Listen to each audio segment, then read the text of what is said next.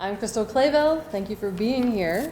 I'm going to introduce our speakers going down the row and then set up a conversation. Lisa Sedaris is Professor of Religious Studies at Indiana University, Bloomington, where she also received a PhD in 2000.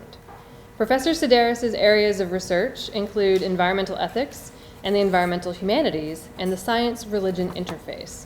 Her first book, Environmental Ethics, Ecological Theology, and Natural Selection, critiques the tendency of Christian environmental ethics, or ecological theology, to misconstrue or ignore Darwinian theory, and examines the problems this creates for developing a realistic ethic toward nature and animals. She has also co-edited a volume of interdisciplinary essays on early environmentalist Rachel Carson, and her most recent book, Consecrating Science, Wonder, Knowledge, and the Natural World, examines how scientific rhetoric and narratives about wonder actually pit science against religion and encourage a devaluation of the natural world. Michael Coates is Professor of Organismal Biology and Anatomy and Chair of the Committee on Evolutionary Biology at the University of Chicago. He is also a Research Associate in Geology at the Field Museum of Natural History. Professor Coates holds a PhD from the University of Newcastle upon Tyne in the UK. His research focuses on vertebrate evolution, especially the origins of ray-finned fishes, the ancient relatives of the vast majority of fishes swimming the seas today. He is co-founder and deputy editor of the journal Evolution and Development, and he is on the editorial board of the Journal of Experimental Zoology, Part B, Molecular and Developmental. Robert Scherrer is Professor of Physics and Astronomy at Vanderbilt University. He received his PhD in physics from the University of Chicago. His research area is cosmology, encompassing work on dark energy, dark matter, Big Bang nucleosynthesis, and the large-scale structures of the universe. He is a Fellow of the American Physical Society, and among other awards is the recipient of the Klopstag Memorial Award of the American Association of Physics Teachers, and the Ohio State University Alumni Award for Distinguished Teaching. He is the author of Quantum Mechanics, An Accessible Introduction. He has also published several popular science articles and science fiction short stories. Professor Scherrer is a director and co-founder of the Society of Catholic Scientists. Eric Elshtain is the first ever poet in residence at the Field Museum. He has taught poetry and other subjects through the Poetry Center of Chicago's Hands on Stanzas program, the School of the Art Institute of Chicago, the University of Chicago, and the Better Boys Foundation. His poetry reviews and interviews have been published in such journals as the Notre Dame Review, McSweeney's, American Letters and Commentary, among others. His book, Here in Premonition, was published in 2006. His most recent book, This Thin Memory, Aha, was published by Verge Books. Additionally, Eric is the editor of the online poetry press Beard of Bees. He received his PhD in poetry and science from the University of Chicago. Now, I have asked the speakers to prepare about a 5-minute presentation each on the question, what is wonder? What role do you see it playing in science? And so that is where we will start, and we will begin with Lisa and move toward Eric. Is it possible to maybe dim the lights just a tiny bit so we can see these slides? Let me just see how it... Okay.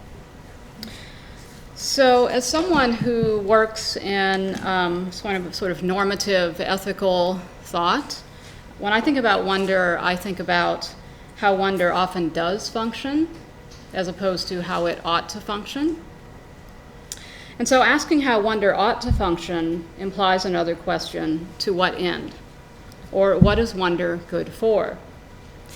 There's often an assumption and a lot of discussion in science and religion that wonder is sort of self-evidently good. It's something we want our children to develop. It's something that makes us happy. So when I hear people promoting wonder, often in popular science writing, but also in the kinds of religious environmentalism that are the focus of my work, I always want to ask, wonder at what? And it's surprising how seldom this very basic question is asked, wonder at what? So I'll give one example from a research project that interests me at the moment, and that is technologies to bring extinct species back, or de-extinction technologies. De-extinction explores gene editing and related technologies to bring animals back from extinction. It's often referred to as resurrection biology. And as you can imagine, it's a sort of TED Talk-ready enterprise. Lots of excitement in TED Talks about it. So one doesn't get very far into defenses of this technology before running smack into wonder. And it's often wonder in a kind of spurious form. So in a punchy little essay called What If Extinction Is Not Forever, two scholars argue for what they call the coolness of de-extinction. So they enumerate the various arguments in favor of de-extinction, saving the best for last. They write, the last benefit of de-extinction might be called wonder, or more colloquially, coolness. This may be the biggest attraction, they say, and possibly the biggest benefit of de-extinction. For it would surely be very cool to see a living woolly mammoth. And while this is rarely viewed as a substantial benefit, much of what we do as individuals, even many aspects of science, we do because it's cool. So that's the argument from coolness. And actually there's a volume that came out recently called Resurrecting Extinct Species, where the editors actually spend quite a bit of time in a very serious discussion of the argument from coolness. So this is, I think, a case of wonder gone awry. Aside from the dubious alignment of wonder with coolness, this quote also suggests the danger of treating wonder as self-evidently good. For if wonder is valuable, always and everywhere, then there needs to be no kind of obstacles to its production, and thus no reasons for restraint and deep reflection on the kinds of wondrous things that humans discover or create. As if to underscore this point, the authors conclude their essay with this line: de-extinction is a particularly intriguing application of our increasing control over life. We think it'll happen. But of course, the question is not, certainly if you're an ethicist, can or will de-extinction happen, but should it happen, or why should it happen? Wonder as coolness does not concern itself with this question. Or we might say it simply collapses the can and the should into one. It does not ask, or does not ask deeply enough, wonder at what? Asking this question, wonder at what, would reveal that the wonder endorsed here, and this is one of the arguments in my book, is often to a large extent a celebration of human powers of creativity and the products of those powers. It has very little bearing on matters of restoring or conserving some value in nature that's been lost or destroyed. And in fact, if it's the case that only species and not individuals go extinct, then it's also the case, on the contrary, that only individuals, not species, can be de-extincted. I won't go into that here, but I think there's a kind of logical impossibility to de-extinction. So instead, the wonder that's involved in this kind of endeavor is actually an expression of excitement, and the excitement itself becomes a reason for pursuing the research. One of my favorite slides.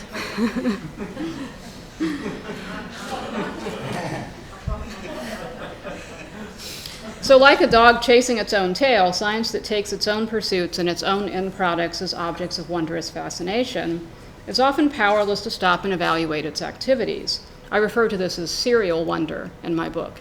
It has a sort of addictive quality to it. So it's owing to these kinds of misuses of wonder that I prefer to think of wonder as something like a habitual orientation on the world, a cultivated mode of receptivity oriented towards something external to or beyond the human and its interests. So wonder then is oriented to something that is truly other, and I think the quote that Michael read sort of gets at some of that from my book. The philosopher R.W. Hepburn described wonder as a counterpoint to possessive and utilitarian impulses. As such, it fosters, in Hepburn's words, a concern not to blunder into damaging manipulation of the other.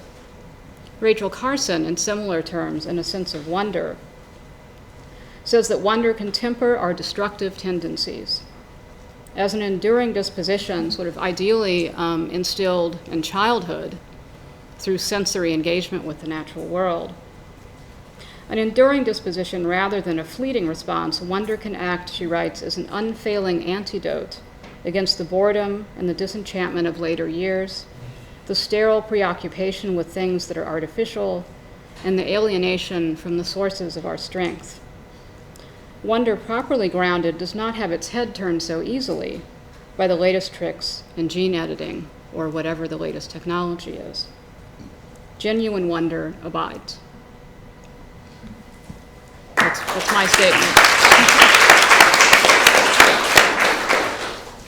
So we started off, again, responding to the prompts provided to us. That was our homework.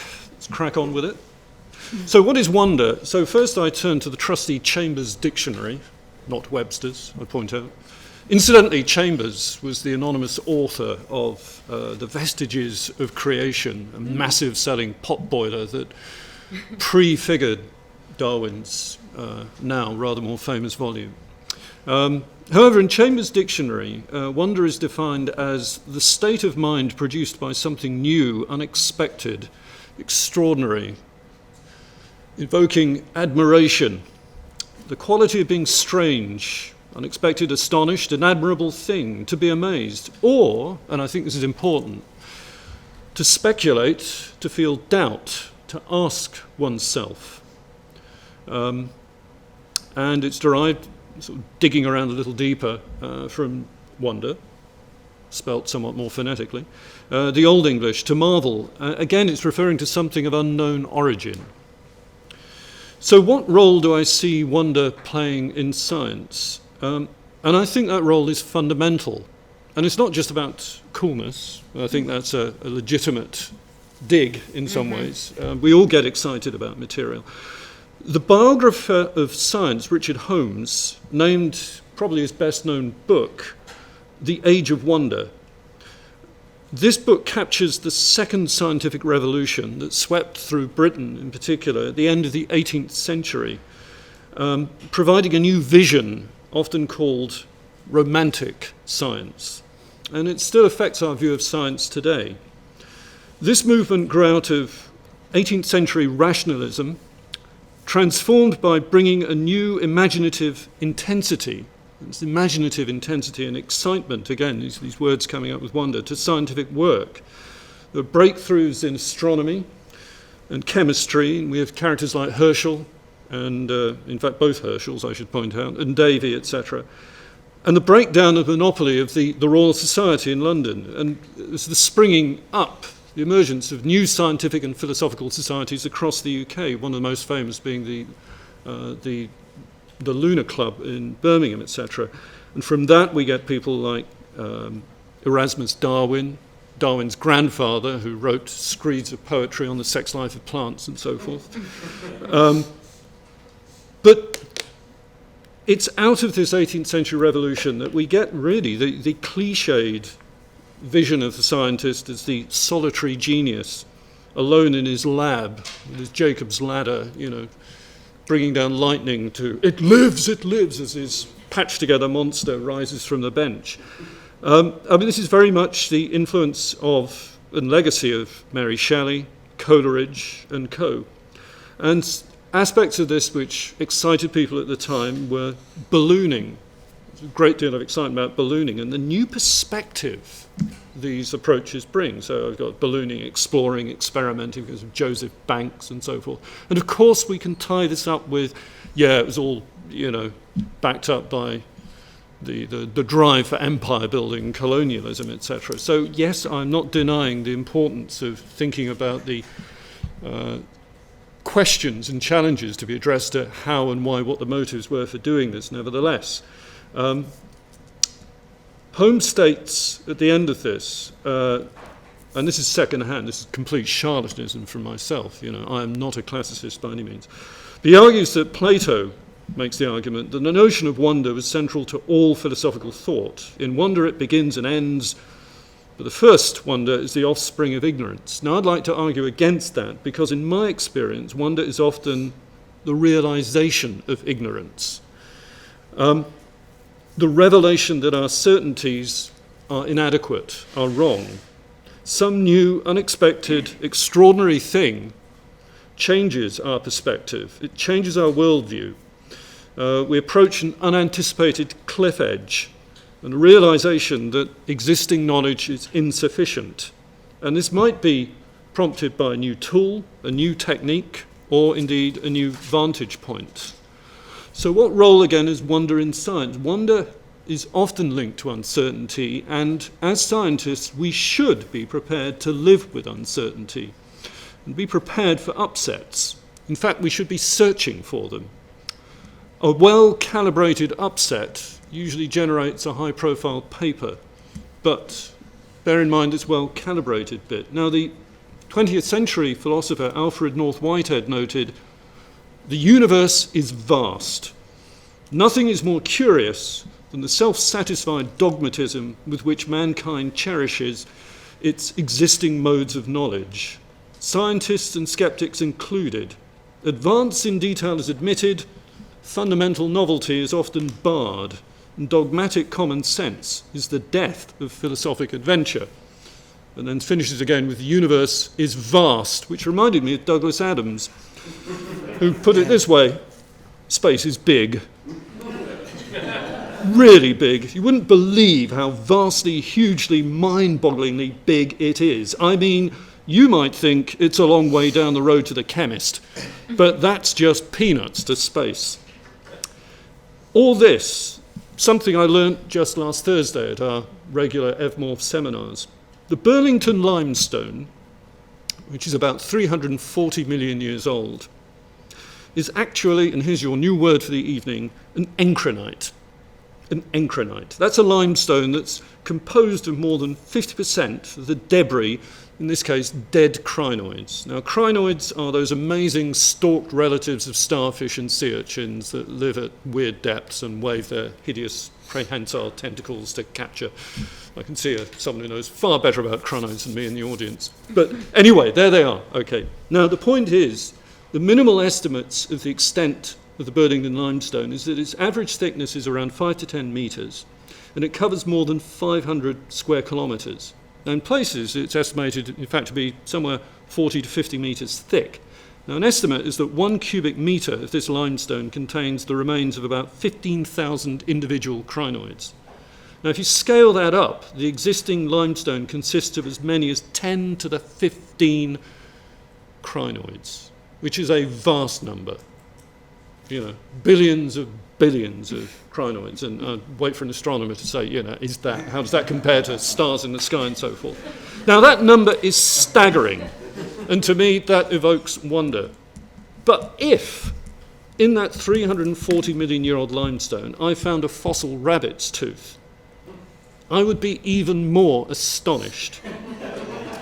That rabbit's tooth would be a thing of wonder. And that's my point. It depends on perspective, and it also depends on not being wonder born of ignorance, but born of research that leads to our understanding of the age of the rock, what a crinoid is, about fossilization, and indeed the identification of the rabbit's tooth. But as a scientist, this wonder demands explanation. Clearly there's stuff I don't know, and I didn't know, that I didn't know in the first place before the discovery of that tooth. And this is the reflective turn inherent in the meaning of wonder. So the questions at the end of this is, how can I find out, and what have we got wrong? And I think as scientists, we've got to keep that at the forefront of our minds all the time. That's the end of my bit.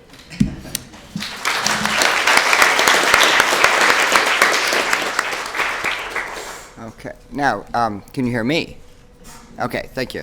I'd like to start off with a slightly quirky personal story, if I may.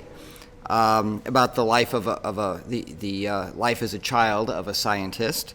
I grew up in the city of St. Louis, Missouri, and when I was 7 years old, and this was back in 1966, so now you can figure out how old I am now, my parents took my younger brother and me on our very first cross-country vacation. We piled into our Rambler, and some of you know what that means, and we drove across the country to an exciting and exotic and mysterious destination. Yes, we went to Chicago. And we visited the Shedd Aquarium, and we visited the Field Museum, which I thought was okay. But the place that really captured my imagination, the place that I thought was the most wonderful place that I had ever seen, was a few blocks east of here, the Museum of Science and Industry. So how many of you have never been to the Museum of Science and Industry? You've never been. You should go right now. I mean, it's closed right now, but you should go tomorrow, please. Now, not much, sadly, remains of the museum as it was back in 1966. There was, of course, the famous Walk-Through Heart, which has been disassembled and sold off. The Wonderful World of Hardwoods, with a gigantic Paul Bunyan who stared at you through a window. AT&T had a telephone exhibit where you could actually talk on a screen and see someone else in another city, Philadelphia, I think it was. So who knew? I mean, that was just amazing.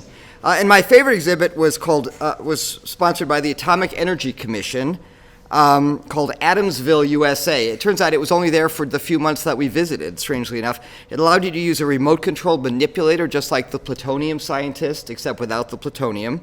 You could turn a dial and create your own little model of the atom, or you could go uranium prospecting on a plastic push-button map and see where in the world was uranium. But every trip comes to an end, and we return to St. Louis, and every year after that, I begged my parents to go back to Chicago. And every year, we went camping. My family was a camping family, and I was not a happy camper.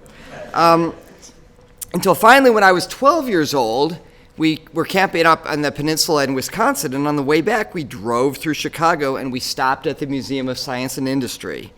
And I enjoyed it. It was certainly fun, but it wasn't quite as wonderful as I remembered it at the age of 7. And then 12 years later, in the 1980s, I found myself working on my PhD here because, as you know, anyone who's anyone passes through the University of Chicago eventually. And I actually lived on 57th Street by the track, so I was only about a 10-minute walk from the Museum of Science, and I think I went there maybe 2 or 3 times in my entire graduate career, which I suppose is kind of sad. So what happened? Well, I think wonder is most of all the way we see the world as a child. If you want to know what wonder is, remember what life was like when you were 7. When you're a child, everything in the world is mysterious, but it's also potentially delightful, and that produces a sense of wonder. Now, of course, the flip side of that is that everything in the world is also mysterious and potentially horrible, which produces a feeling of terror, and children, I think, in equal measure experience both wonder and terror. And as we age, we naturally tend, I think, to lose both of these. The world is both less wonderful and less terrifying than we thought when we were children. But what role does that play in science? Well, speaking from personal experience, I think a sense of wonder is what grabs many of us scientists when we're children and sets us on our scientific career. Now, I could tell you that my visit to Chicago at the age of 7 is what set me on the path to becoming a scientist. That's not entirely true. It's somewhat true. But I was very interested in science as a child anyway, and every time I learned something new about atoms or planets, I was just completely entranced. So I was sort of primed already to be completely blown away by the museum. And sometimes you hear it said that scientists are the people who never really lose their childhood sense of wonder. I think I'm not sure I entirely agree with that. A sense of wonder isn't what has sustained me through a scientific career. I think it's what got me going on one. Sometimes I'll give a public lecture about the first few minutes of the universe or the dark matter that holds together galaxies across hundreds of thousands of light years, and afterwards someone will come up to me and say, wow, that stuff is really amazing. And I'll have to step back and say, I forgot. It really is amazing. I think what motivates me now in my day-to-day research is not, wow, it's amazing, but really a sense of curiosity. And I think curiosity is distinct from the sense of wonder. I had a lot of curiosity as a child. You know the curious children, they're the annoying ones. And they're always asking questions, and that has never really left me. I very much want to know how the universe works. And I'd like some answers pretty soon because I'm getting older and they're not always forthcoming. I would say that a sense of wonder is a bit like falling in love with the person you're going to marry. It's very wonderful, but it's not what sustains your marriage for 40 or 50 years. And I would compare curiosity perhaps to the kind of day-to-day love that keeps you going. And I think that's really what sustains many scientists as they seek to unlock the mysteries of the universe.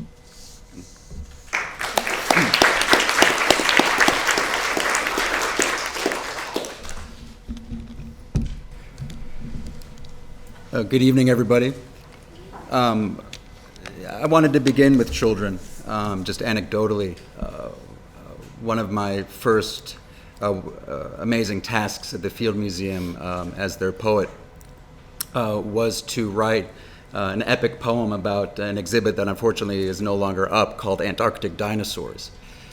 The way that the exhibit was set up, there's this one corner built to create excitement, because the moment that you turn that corner, you're confronted with this life-size Cryolophosaurus in vibrant colors and with all the sort of speculations about what its weird head crest might have been colored like, and so forth and so on. So I'm sitting at this corner scribbling away some notes, and kids would come around this corner. And they'd see this Cryolophosaurus and say things like, "It's big." "It's a dinosaur." And my favorite was that maybe a 5-year-old boy turns the corner and says, "It's not real." And all this is true. And what struck me was not only the excitement and the wonder of these children, was the fact that their statements were bare factual statements. They weren't wondrous statements. They weren't fictional statements. They were just bare, impossible to argue with fact. So that's children.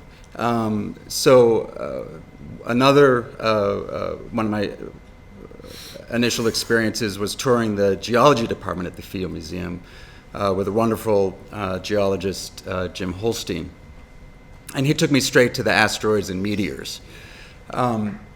And he's showing me these large rocks, explaining to me their impossible ages, explaining to me the materiality of them, what they're made out of. And at one point he pulls down this box, this acrylic thick box.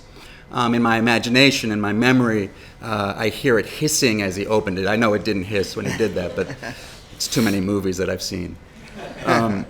And he pulls out this rock, has me put on latex gloves, and he puts it in my hands. And again, he's telling me how old this thing is, about its inclusion bodies, what it's made out of. And at the end of these descriptions, he says, "And by the way, that's a piece of the moon," which then brought this look on my face, which he was waiting for, because he pointed at me and he says, "That's it. That's what I love, the moment when people connect with the moon."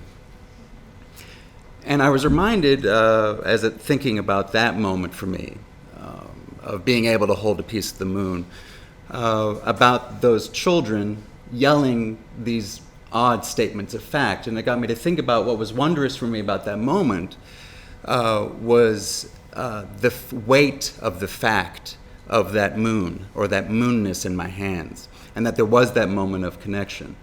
And in thinking about those two experiences in relationship to the questions of this conference, it got me to think about the fact that wonder is in some respects a heuristic. It's a way, and I think this is related to comments that you were making, and that it's an impetus towards trying to find a solution for something that may be confusing, may seem strange, or something that isn't so confusing. But on either spectrum, wonder is an impetus towards trying to find a solution for describing that moment of holding the moon. That's what I wanted to solve, right? And so the field that I'm in, that means writing a poem about it. But for others, for scientists, wonder is a moment of contemplation and trying to find a solution. The fantastic sort of epiphantic ending of Darwin's On the Origin of Species is this wonderful series of paragraphs where the famous moment where he talks about it is interesting to contemplate a tangled bank. And that's a moment of wonder, wondering at the relations between all things. Again, I feel like there's a sense that wonder is a heuristic. Wonder is the beginning of a potential solution.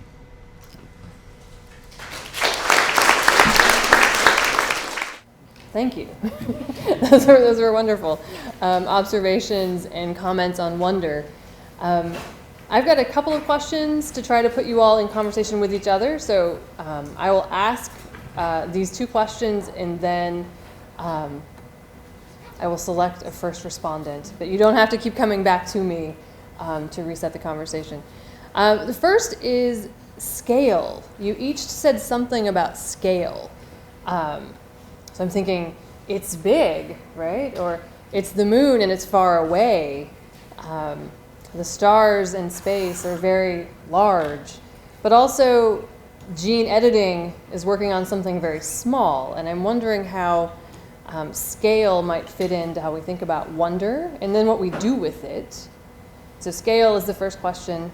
And the second question is about the genre that best communicates wonder.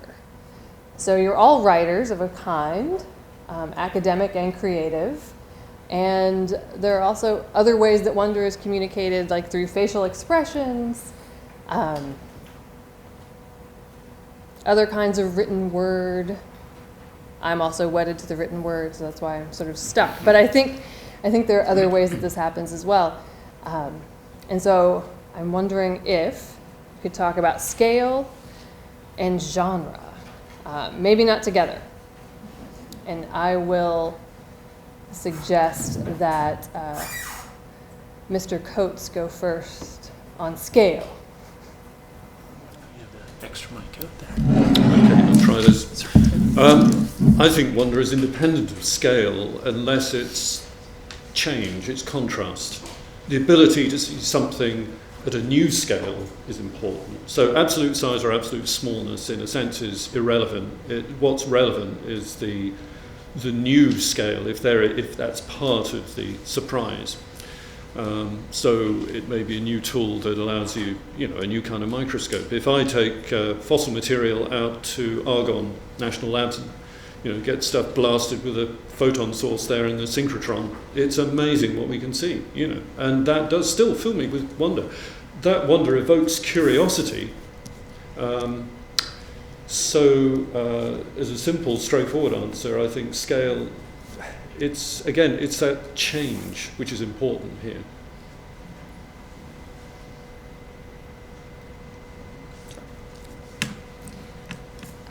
Scale comes into it quite a bit, and probably it is more about contrast, as you say. But when people recite the kind of dimensions of the universe or the geological time, there is something that's kind of inherently wondrous about that. What interests me is thinking about how scientific forms of wonder can or can't sort of help us to connect with the natural world. And so while those dimensions, those scales are fascinating in their own right, there's a way in which the vast majority of us never in any way can really inhabit those scales. I mean, you're talking about sort of your experience of looking through a microscope, or some other scientist's experience of thinking about geological time or something in the universe. But most of us don't have that kind of experience, and those are sort of scales that we don't habitually occupy. So I think if the goal is to kind of think about how scientific wonder can have an ethical implication for how we interact with the natural world, then it's important that the kinds of wonder that people can experience in their daily lives are possible through sensory experience and through kind of everyday experience. And of course, one isn't in opposition to the other. You can go from your microscope to going outside into nature. Although I think it's interesting the sort of contrast of camping versus the Museum of Science and Industry. Everyone's different. You know, these two things are just totally, but they shouldn't be totally different, right? I mean, some of what goes on in the Museum of Science and Industry and your camping experience, there should be a connection between them in some way. I just liked my flush toilets. I don't blame you for that, but so I guess I am concerned that sometimes when those kinds of scales are spoken of in this wondrous way, it's a way of saying that's more wondrous than what you experience in your daily life. You with your everyday kind of sensory encounter, you know, that's a sort of pedestrian kind of wonder, but we've got this thing that's really exciting. And so that's, and I'm not accusing any of you of speaking in these terms, but often in the kind of rhetoric that, you know, the leading spokesmen for science and wonder often speak in this way, that you haven't really experienced it until you've experienced it as the scientist experiences it. So. I think actually, certainly it's true that very large and very long time scales, very short time scales do evoke a sense of wonder, but I think sometimes if you get too far in that direction, it's impossible to kind of comprehend it or even to explain it to people. So if you're talking about how big is the galaxy, you know, I told people if you could travel at the speed of light, it would be like driving from one city to another at about an inch a year on a very slow tractor. But often it's almost impossible. We talk about things being almost inconceivably large, and I think sometimes our minds really aren't made to comprehend a lot of these things directly, and when you express it mathematically, as physicists often do, it loses some of that sense of wonder. It actually hides the wonder rather than making it seem more wonderful. Oh, yeah. I have nothing else to say. I thought you were going to drop it. No. Well, you should address the question of genre. I mean, yes, you write. Oh, I'm sorry. I thought we were on. Were we on for genre No, now? do you want to genre? Do you want to say something about genre? Go for it. So of course, I will defend the world of science fiction, since I grew up as a fan reading it, and I occasionally write it. It's interesting though, because I had always assumed that all scientists were science fiction fans, and I've sort of quizzed people through the years, and I've discovered that about a third of them were and still are avid readers of science fiction. About a third of them despise science fiction, and about a third of them, or maybe closer to half, loved it when they were young and stopped reading it. And so people often say the golden age of science fiction was 12. And I think, as I described as my visit to the museum, I think it's true. I'll often hear people my age complain that you don't get that great sense of wonder anymore from science fiction, but I don't think it's the stuff that's being produced. I think it's the reader that's responsible for that, perhaps. So I think science fiction has often been invoked as the fiction of the sense of wonder. That's the primary purpose of it, is to evoke a sense of wonder. And that's, of course, not always the case, but I think it's central to a lot of what gets written as science fiction. I mean, I guess I'd have to say the best way to communicate wonder is through poetry. I mean, I don't know what other answer I could give. But I do think, and I apologize, this leaks into what my dissertation was about. But there were moments, my dissertation in large part dealt with scientists in the Romantic Age who were confronted often with times when they had this speculative idea for which they had no factual empirical evidence. What I tried to trace at those moments was what happened to their language at those moments, looking at Erasmus Darwin, for example, looking at Lyell, his work, geological work, looking at Charles Darwin, Goethe, who was both poet and scientist. And what I consider happening in that language, in those moments of often wondrous speculation, is that the language needed to bear the weight of the fact that didn't exist. And so the language became very poetic. And in fact, there are moments in Lyell, for example, where the language becomes metrical, and it can be scanned like you can scan a Shakespeare sonnet. And so in some respects, I would say that not necessarily poetry, but language that attends to notions of sound, and artifice are important in terms of capturing a sense of wonder. If you're after a language that's completely transparent, as in sort of a dry scientific tome, I don't think you're going to be able to capture that moment which leaks into emotion of wonder. And I would say that poetry lives on in science in the sense that metaphors, figures of speech we use, still live on. I mean, nature read in tooth and claw is a classic one when describing, the vast indifference of nature in the sense of the brutality of it. And that's straight from Tennyson in Memoriam. And I was thinking about that again when I was thinking about the Burlington limestone I was telling you about, because before that, Tennyson goes on about, vast screeds of, life that have just been wiped out with this apparent indifference to all that stuff that we cherish now. We concern ourselves, biodiversity, worrying about extinction. Not that I want to go down the route of resurrecting dead animals. That's a whole further excellent topic to raise. But I'm not sure whether this is the right place to do so, although I think you and I might find ourselves agreeing on it. Anyway, yeah, I just wanted to raise that point, is that it's not something that was done, it's something that continues to be done and continue. Because that genre, we need to find a way of communicating our science and our fascination with it, our excitement about it, but also the challenges of it. And it's not only through the written word, obviously it's through videos and things like that, but also the importance of museum displays, the way we present it in various contexts to the public. So at the risk of evoking dinosaurs, etc., one of the most staggering displays I think I've ever seen is if you go to the American Museum of Natural History, and there's the Roosevelt Rotunda on the side that faces Central Park. And you walk in through the doorway there, and suddenly in this fantastic drum-shaped space with a big, huge, vaulted ceiling, and rearing up in front of you is this flipping sauropod thing.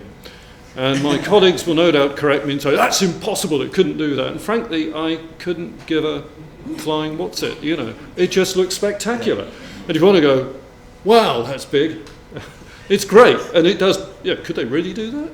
Seriously? Those are the sort of next questions. But nevertheless, it works brilliantly.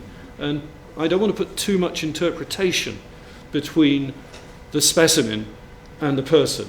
Allow the viewer to find different ways of exploring that. Anyway, that's enough from me. That's all.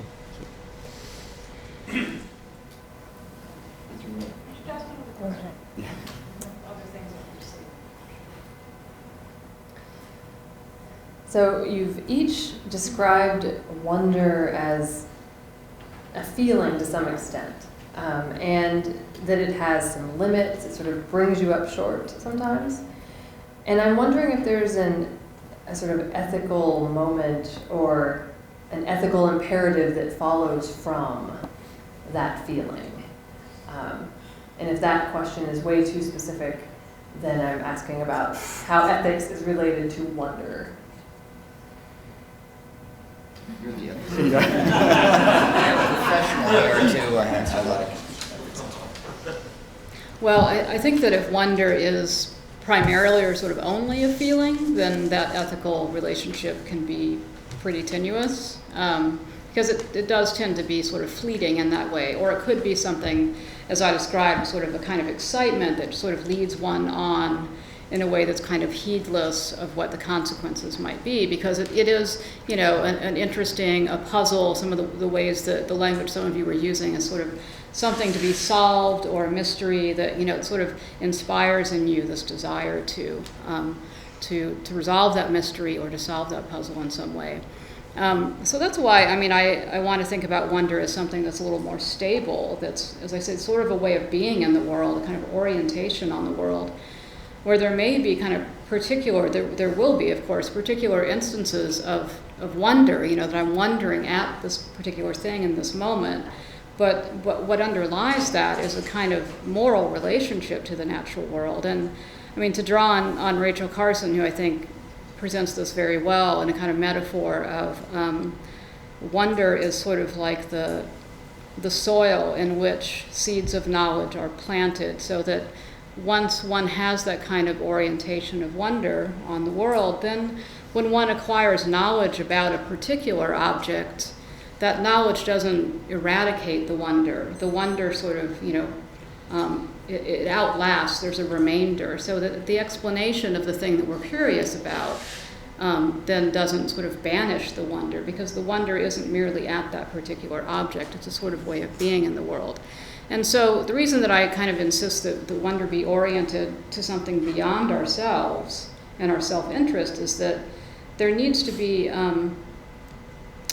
there needs to be some kind of hierarchy of value or something, so that when we think about whether or not to proceed with a particular technology or a particular kind of inquiry, we have to think about how the pursuit of that particular research or whatever it is has bearing on on the human world and the natural world. That those kinds of considerations, I think, can be preserved by wonder. That wonder is a sort of pause button to stop and think about where we're headed when we engage in particular lines of inquiry. So the relationship from wonder to ethics, I think, is actually very complicated, and sometimes it doesn't even work at all, I think.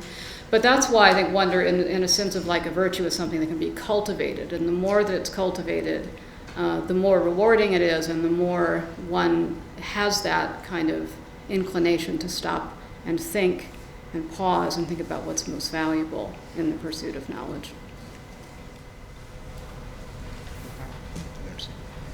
I do think there is a tendency among scientists, including myself, to go after the coolness factor. I mean, you really do hear people say, wow, that's really cool, we should do that.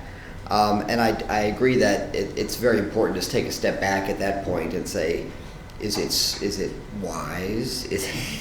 And it's not so much in the realm of what I and my colleagues do in pure science, which, despite what happened during the Manhattan Project, usually does not have a lot of practical applications. But certainly in more applied sciences, nanotechnology, there's a lot going on that's really cool.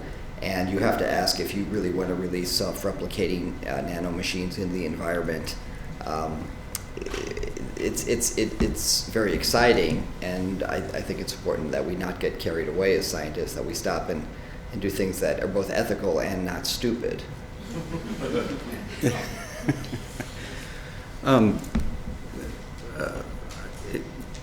What is called to mind in terms of this question of wonder and ethics is another description of a tangled bank. This from the first voyages of Columbus, where he describes, and Columbus uses the word wonder a lot. Wonder at that which is strange to him, wonder at that which is not like back at home. And he sees this tangle of trees. And he starts to name someone, well, that looks like this particular species that I know from Europe, and that looks a little bit like this other species. And he marvels and wonders at the strangeness of it, and the diversity of it. Then his next sentence is, and these indigenous folks seem pretty smart, and I think they can be converted pretty quickly to Christianity. And I feel like if he had stuck in that moment of wonder, and there's other moments of wonder, and had stayed within that form of contemplation, and had looked at other things with wonder in the same way, those voyages might read quite differently, ethically speaking.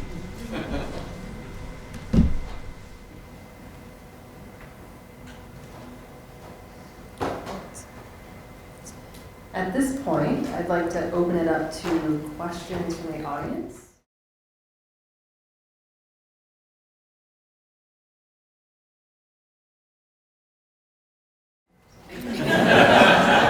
Well, one of the great critiques of science, right? I mean, if you look at a poem by Whitman, right? I mean, he believed that the notion. I don't think I need this necessarily. That very notion of measurement is what kills wonder and what is wrong with science.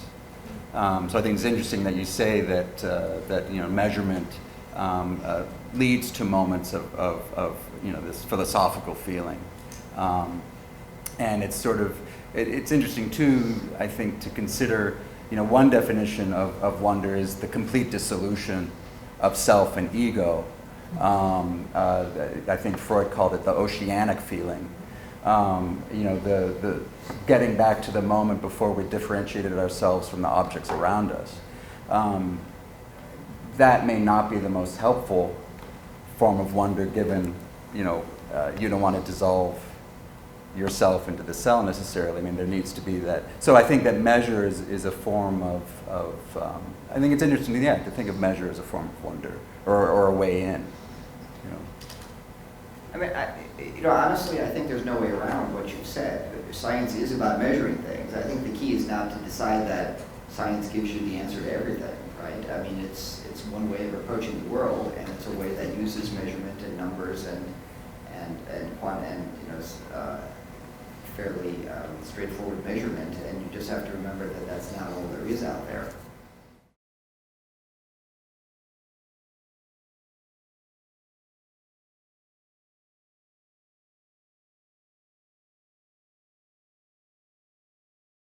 Well, I think, and this is partly reflecting also on the previous question and comment, that it's still evoked by the immeasurable. Wonder is almost associated by one's initial feeling of incapacity to measure something. And then as a scientist, the response to then, well, can we? Can I find a solution to this? Is the way of describing, characterizing this phenomenon. And I suppose it's a similar kind of response to the one that you're describing there with awe. It's what should be my proper response to this? Sort of run towards or run away. I'm not a particular fan of evolutionary psychology. Sort of interesting speculation. The difficulty is, how do we test this? Oh, it's the scientist speaking again, But I'm sure awe is part of it, but I don't think wonder is sufficiently captured by awe, because as I set out at the beginning, wonder to me also has that reflective, to wonder about something, to question, to challenge accepted beliefs, etc. And nevertheless, this is all tied up with, there's a certain, I suppose, wonder and anxiety coupled with the new revelation of uncertainty about things that comes with it. And that might be the uncertainty evoked by seeing a large predator with gaping jaws drooling above you. But So there's a kind of a lot of overlapping terms of wonder, awe, the sublime, and curiosity, which has come up a few times. And I guess awe does often have that kind of fearful element to it. And sometimes it's a question of scale, too, and this is true of the sublime. I mean, it can be something that's sort of physically overwhelming, or that, what's key about it, I think, is that the way that it can kind of decenter the self, as we were saying before, or give you a profound sense of insignificance, of your own insignificance. And it seems that there are, people really vary in terms of how they respond to that experience. And for some people, it maybe is that oceanic feeling and something positive. And I think others want to kind of maybe reassert the importance of the self in the face of that kind of decentering. So, and there have even been some kind of, I don't know how sophisticated these studies are, but sort of, these personality kind of, what are they called? These tests that tell you the kind of person that you are, whether you're kind of religiously inclined. There are people who experience that kind of decentering as a positive thing and seek out even experiences where they have it, including things like extreme sports or, mountain climbing or whatever. And others who react very negatively to that. And I think if we could sort of understand why that is, that some people want to kind of reassert their importance and centrality, and others sort of enjoy that sensation, maybe we could find a way of sort of teaching science and nature better, to children in particular, to sort of get comfortable with the fact that maybe we're not the center of everything. And religions, I think, can do either one of those things. They often do both, in the sense of sort of making humans central, also reminding us that we're something very small and something very vast.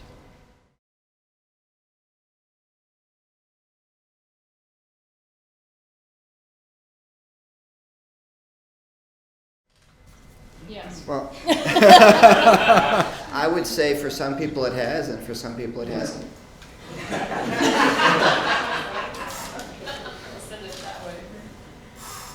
Well, I'll just go back to the quote I took from Alfred North Whitehead. It's the dogma is the death of creative science. I would say, yeah, for those who take a dogmatic view to it, yeah, sure, it's religion. But as I understand it, religion's about tying yourself to a position, and I think healthy science shouldn't be tying oneself to a position at all. Yeah, I think it's definitely the dogmatic scientists who make that kind of claim, and it's unfortunate that the kinds of things that you're saying don't make the kinds of, don't make the headlines. I mean, it seems to be that the more kind of outrageous someone is in their claims about what science can do and how it can function as religion or as something superior to religion, the Dawkinses and people like that, they're the ones who seem to get a lot of the attention. And I think what you describe as kind of creative scientist, who's someone, who can keep those dogmatic impulses in check and remain able to return the thing that they study in a kind of attitude of wonder. That we don't hear much about that. I think is part of the problem. That what we often hear in books that sell a lot, and the people who get a lot of attention is something that's much more a kind of science as religion. The superior forms of wonder that religions seek, but sort of only kind of badly or in a very muddled way achieve, can actually be achieved with great clarity and force, power with science. So I wish that these subtler kinds of arguments got more attention than they do in kind of popular science writing and in popular culture.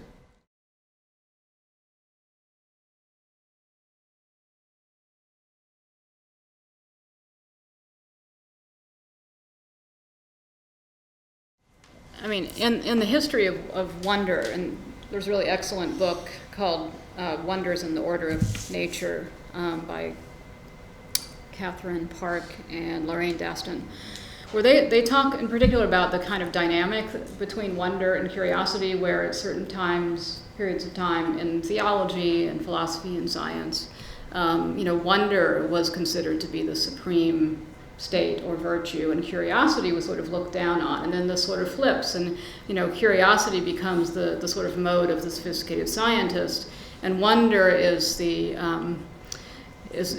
masses, it's sort of the National Enquirer or something like that, and so wonder has sort of experienced this decline, and that association of wonder with a sort of juvenile state, I think, is part of that.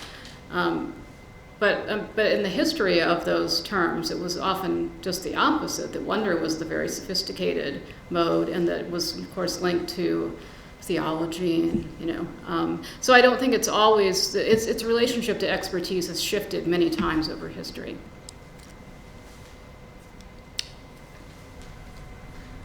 I think this comes up a lot in popularizations of science, and which we're just talking about. I think that the problem is that scientists are constantly, working scientists are constantly qualifying what they say, and this is somewhat true, this is sort of true, this might be interesting.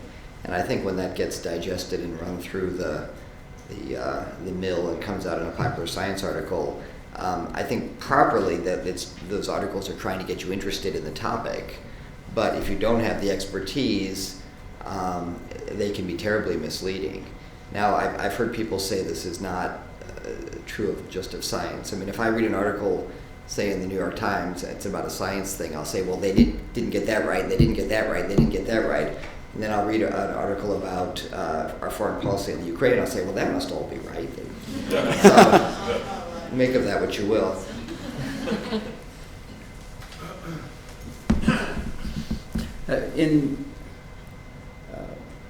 I confront this in my teaching all the time. I teach primarily children.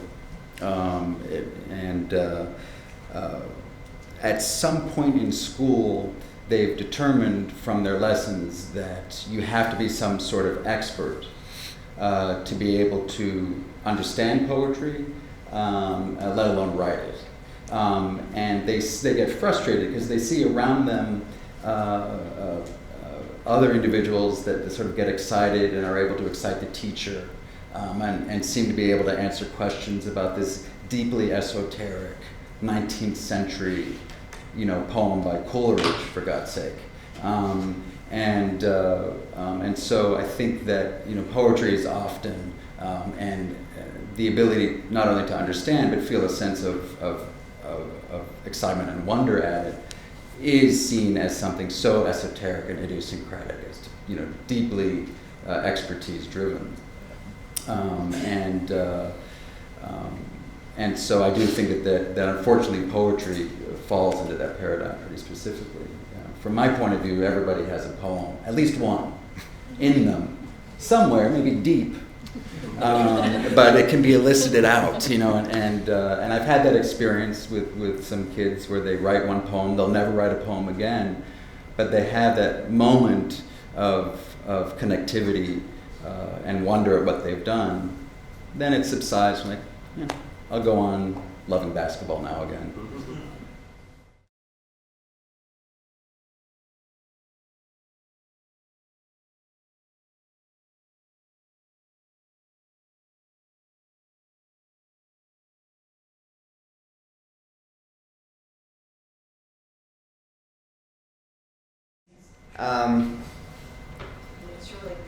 Are there? It's the question of how many resources we should spend. Well, that's the obvious one. Should we be spending any money at all on me? And after the next 10 years or so, you can cut off the spigot. I'll be okay. But I think there is an intrinsic good in knowing, understanding how the universe works. That's always been a human goal, and I think that if your goal is to just understand the natural world as opposed to manipulating the natural world, I think those are two different things. I think we need to make a distinction between science and technology. Technology is often the source of it sounds terrible. Science good, technology evil. No, I don't actually think that. But I think that science can certainly be directed toward dangerous things. I know people that are working on things that I would consider somewhat dubious. They're not in my particular field, but they're in fields that are related to things like genetics and genetic studies and that sort of thing. And I think that can very easily lead you astray. But I think the main ethical question for a lot of science is it worth funding? And that's not really a scientific question. That's a political and societal question. You have as much right to have an opinion on that as I do, maybe more so. Well, speaking as an evolutionary biologist, I work in an area which is fraught with ethical challenges and has been from the outset. It's been abused and misused all the way through since the very advent, in a sense, of the subject. I think, but your question was about the role of wonder in evoking ethics or an ethical response to it, as I understood. Well, that's what I understood Lisa to be saying, is that Yeah. that properly used wonder could be a source, actually, of... But the question is, what is properly used? I can imagine it both properly and improperly used. Yes. Mm-hmm. And sometimes the questions are just difficult. So one possible example, and a fairly safe place to go with this, I think, is we can't conserve every species on the planet. Indeed, already we've been talking about the subject, most of the species that ever lived are dead.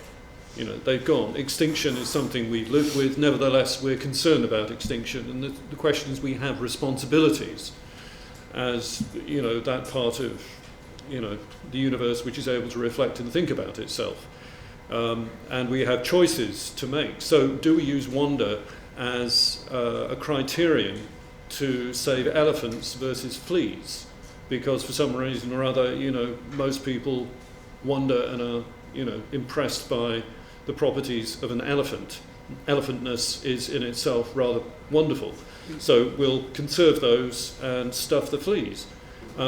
These are not easy decisions to make. On the other hand, you might say, well, you can use an elephant as a charismatic taxon. You preserve the elephant, you preserve the environment that supports the elephant, and the elephant has a lot of fleas on it.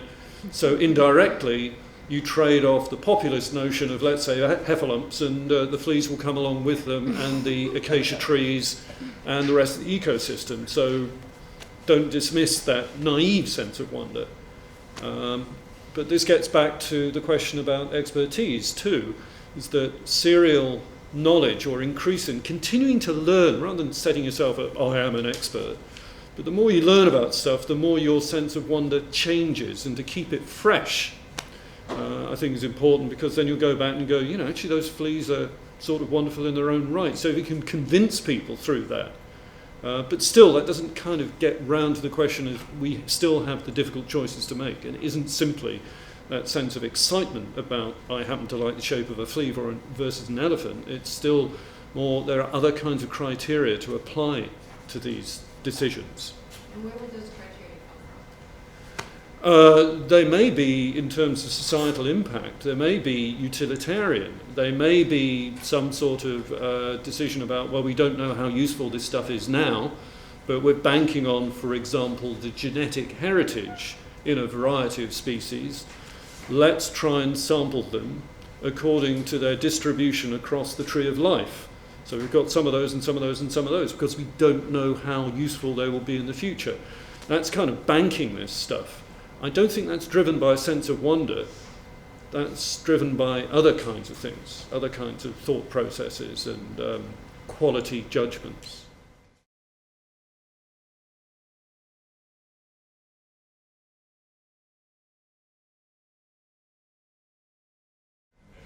Well, honestly, I think that's more of an issue in the popular science article, literature and media than it is in among working scientists.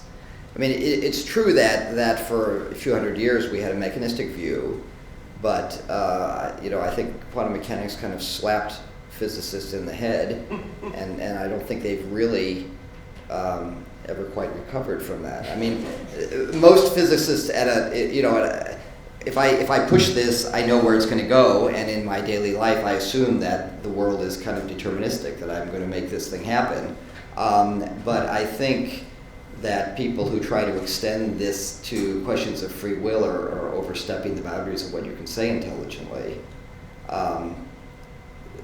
You really can't say something like that. I mean, it's not meaningful, really. And I think the quantum mechanics doesn't say the universe is entirely random, but it says it's certainly not deterministic. And I think that's caused more pain for physicists than for the general public, and rightly so.